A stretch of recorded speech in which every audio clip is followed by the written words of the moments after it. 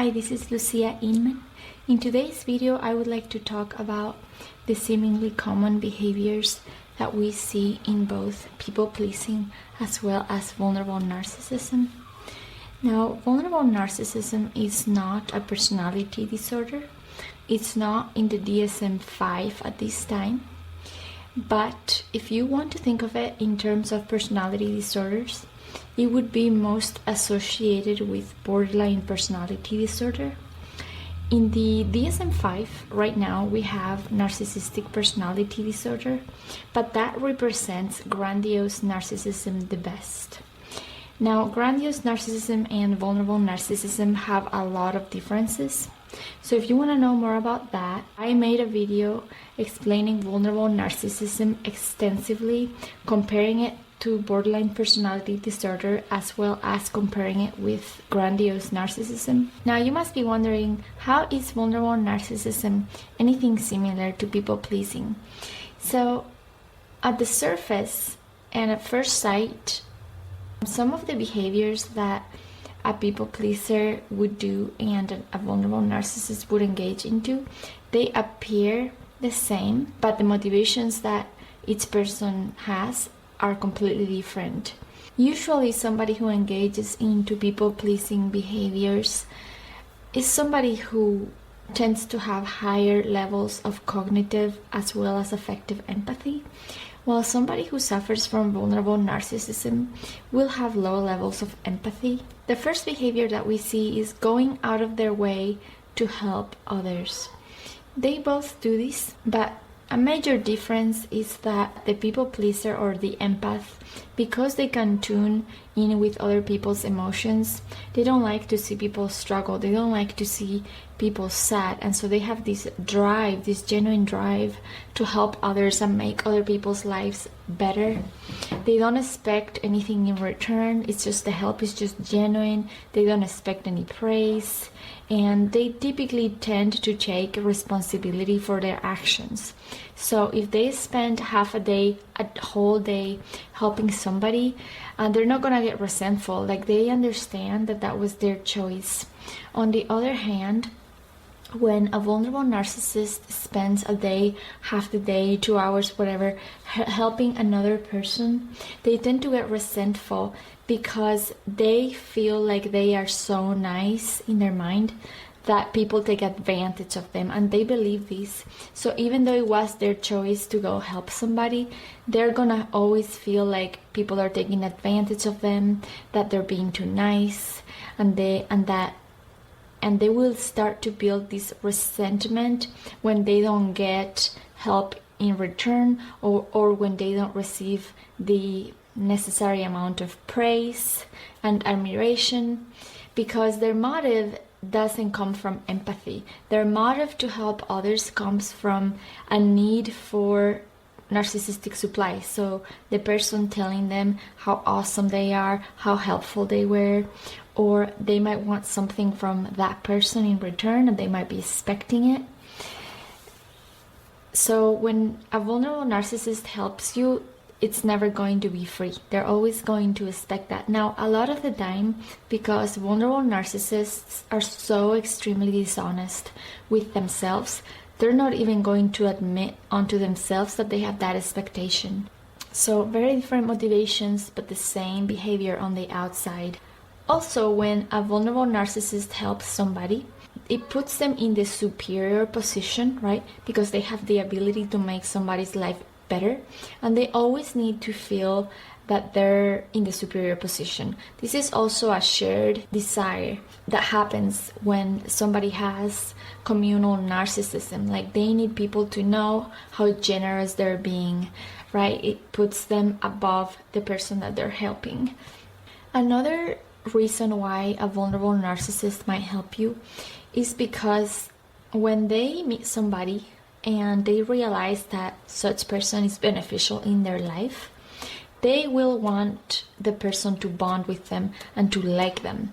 And so they engage into this whole state of, it's called love bombing. And so they'll be really, really nice. They'll appear to share a lot of the things that that other person likes. They'll appear to have a lot of things in common with that person, even though none of that is real. It's all an act. And so a way of love bombing somebody is being very helpful and going out of their way to help people. Now, a true empath and a true people pleaser wouldn't help others in order to manipulate. It would just be that genuine desire to make another person happy. They like to see other people succeed, while the vulnerable narcissist tends to experience something called schadenfreude. And so that's when they experience joy out of other people's misfortune because it elevates them. So again, very different motivations, apparently the same behavior. Behavior number 2, pretending to agree with everybody. So both the people pleaser and the vulnerable narcissist will engage into this behavior. Now, the people pleaser, keep in mind that because they have such high levels of empathy, they're always going to have this tendency to put themselves into other people's shoes. And because of that, they're able to have a more open mind, and they're able to understand other people's perspectives, views on things. And because they value peace and they value civility and they value people getting along, and they tend to dislike drama and conflict, they will sometimes withhold their opinion if they are with somebody that has the opposite opinion that they do, and just listen to what that person has to say.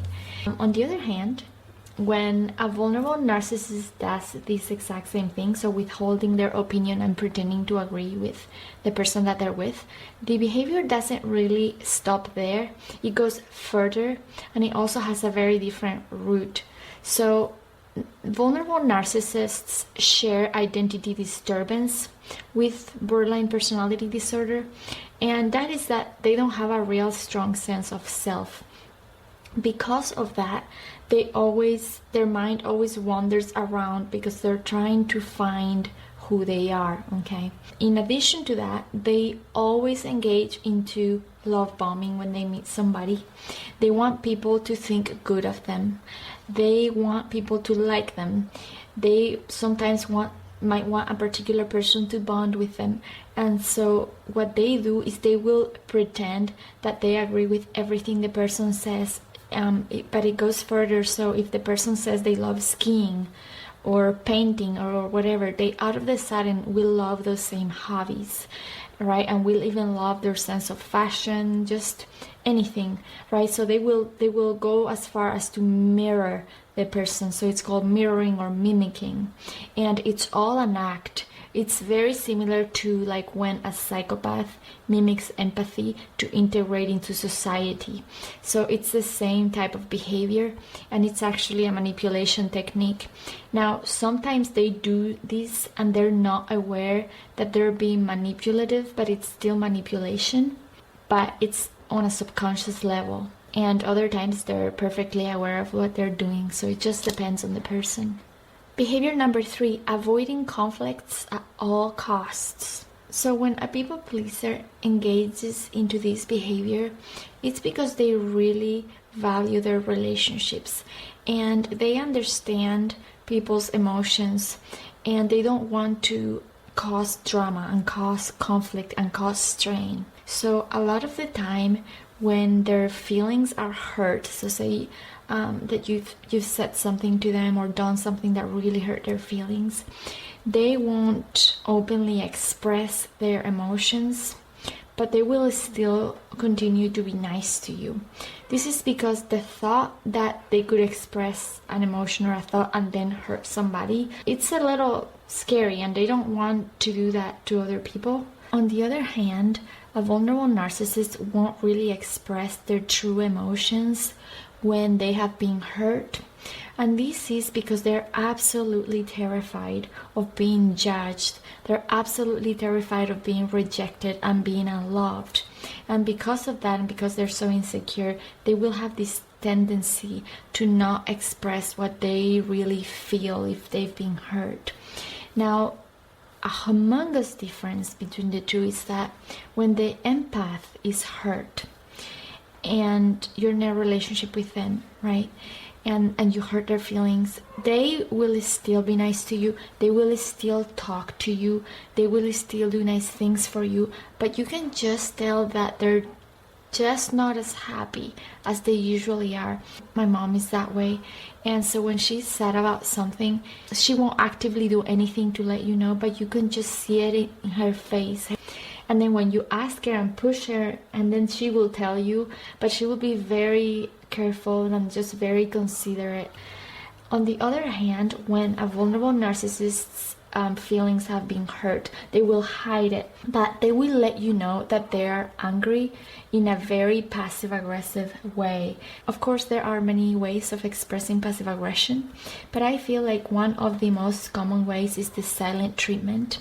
So they will engage into the silent treatment or into a smearing campaign, tell other people what you did to them to make you look bad, and elevate themselves and be the victims that they believe that they are. Now, obviously, giving somebody this silent treatment, being passive-aggressive, it's a very hostile way of acting, and it creates drama. It doesn't actually avoid conflict, but it creates more conflict in the long run. But you also have to keep in mind that vulnerable narcissists suffer from mood dysregulation, just like people with borderline personality disorder. It's very difficult for them to manage their emotions, but they won't express it overtly. They will express it in a very sneaky way. They also have a lot of anger and a lot of resentment in their life. Behavior number 4, it deeply affects you when somebody is upset at you. I feel like everybody is like that to an extent.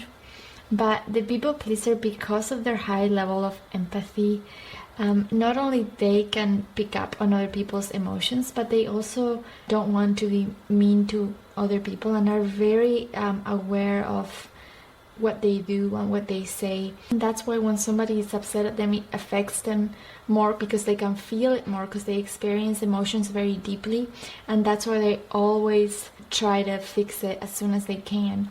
A lot of times you will see that they're very apologetic, like overly apologetic, and even if something isn't their fault, they will apologize just to maintain that good environment.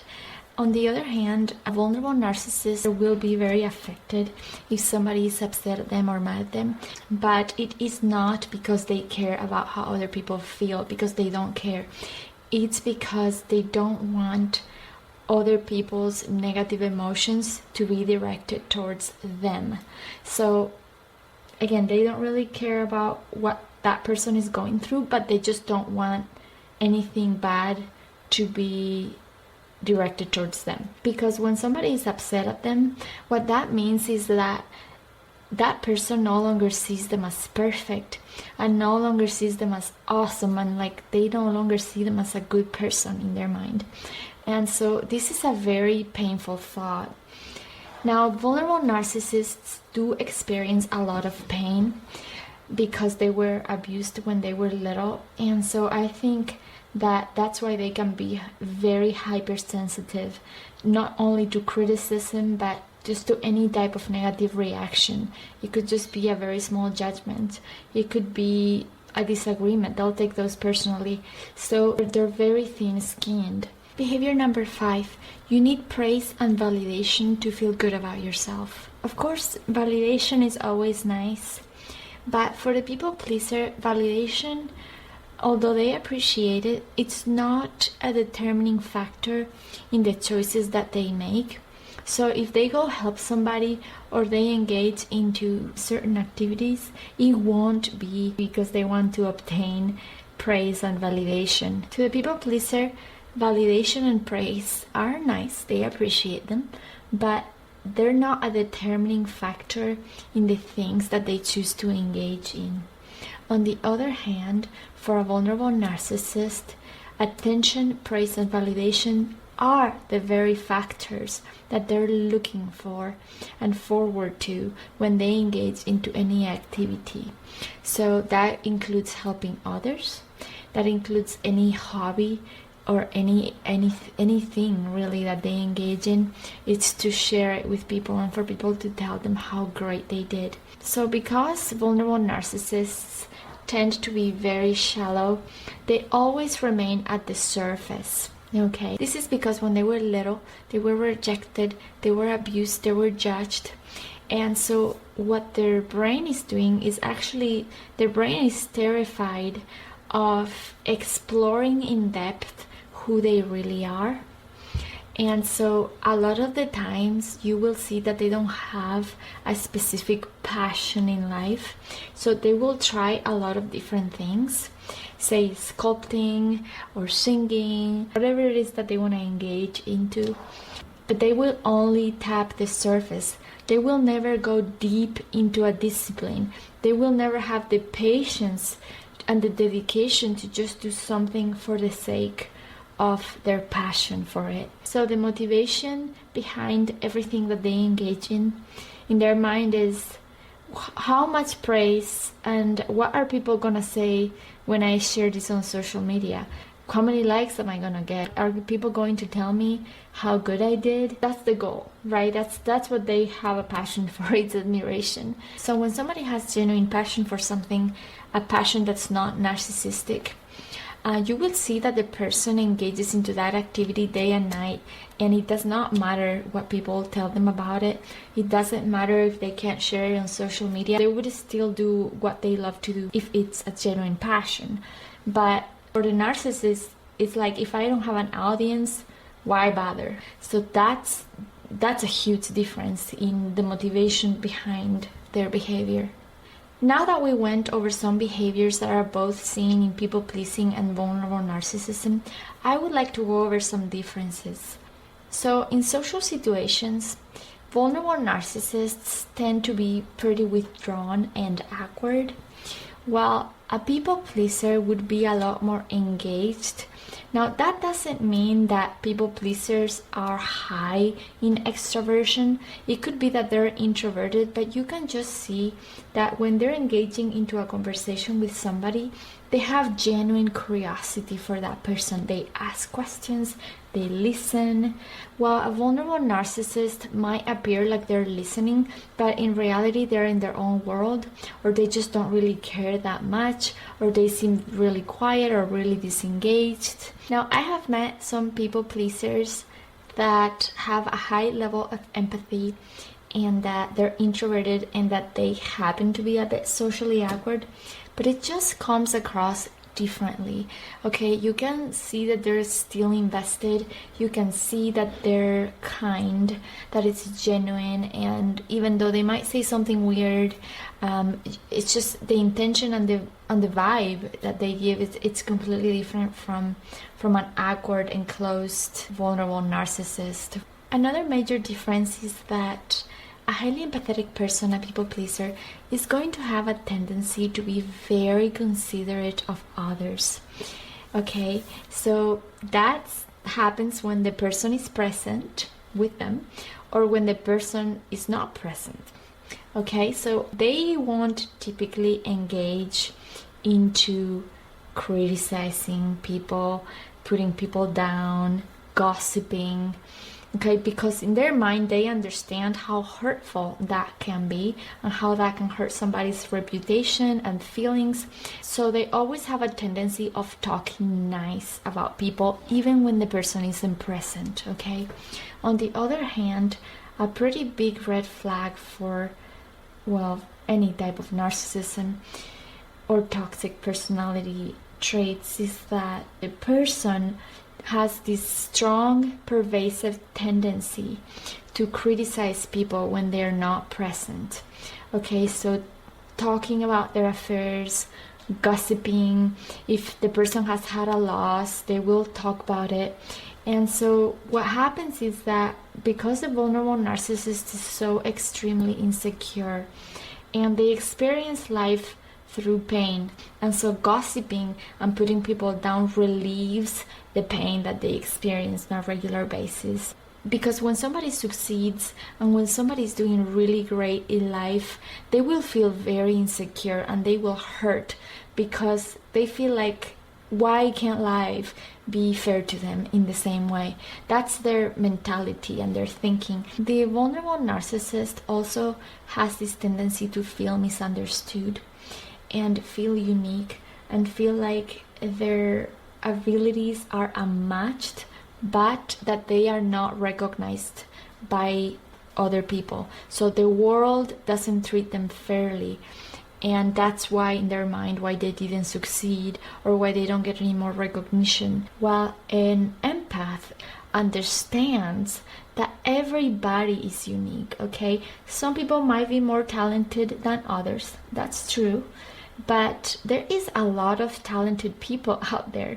There is a lot of people that are unique, that are interesting, and so I feel like not one person that's unique and different and talented is better than another person at all. So the empathetic person always wants to know and to learn about other people's uniqueness, okay? While the vulnerable narcissist, they want other people to learn about their uniqueness. That's the difference. Another trait is that the people pleaser or empath are going to be pretty honest and straightforward about their intentions, okay? That doesn't mean that they're always going to express their emotions, but they're not going to engage into manipulative behaviors, while a vulnerable narcissist will always resort to manipulation, okay? It can be very subtle, it can be in very minimal ways, and it can also happen when they're not even aware that they're manipulating, but the behavior is still manipulative. Another major difference is that a highly empathetic person and a people pleaser and empath are going to be, generally speaking, higher on trust. So they're gonna have this tendency to trust people. A lot of the times they might even be too trusting. But a vulnerable narcissist is always going to be very low on trust. And they have this belief that people are always out to get them. So I suppose that because they don't have the best intentions with other people, they also think that other people don't have very good intentions towards them. That makes sense, but that's actually not real. It's only in their head. And the last thing I wanted to mention, I left it for last because it's more of a personal feeling and it's not based on any research or anything, any logic or anything like that. It's that usually when I meet somebody that is an empathetic person, I always feel like they have this energy about them. They have this very nice, positive, recharging energy. Like when you spend time with them, you go home and you feel completely refreshed, okay? Well, when I haven't actually had the chance to meet a lot of vulnerable narcissists, but I've met one, and I always remember the experience as very emotionally draining. It just feels like they suck the energy like with a vacuum cleaner. And so when the evening is over or the day is over or whatever, you go home and you feel completely exhausted, like you were trying so hard to, I feel like, fight that energy, you know, and try to maintain that positive environment that it's just so emotionally draining. Now, I don't know if this is real or if it's just a feeling that I have. Again, just my personal opinion. I hope you find this video interesting or entertaining or useful. If you did, please give it a like and subscribe, and I hope to see you next time. Bye.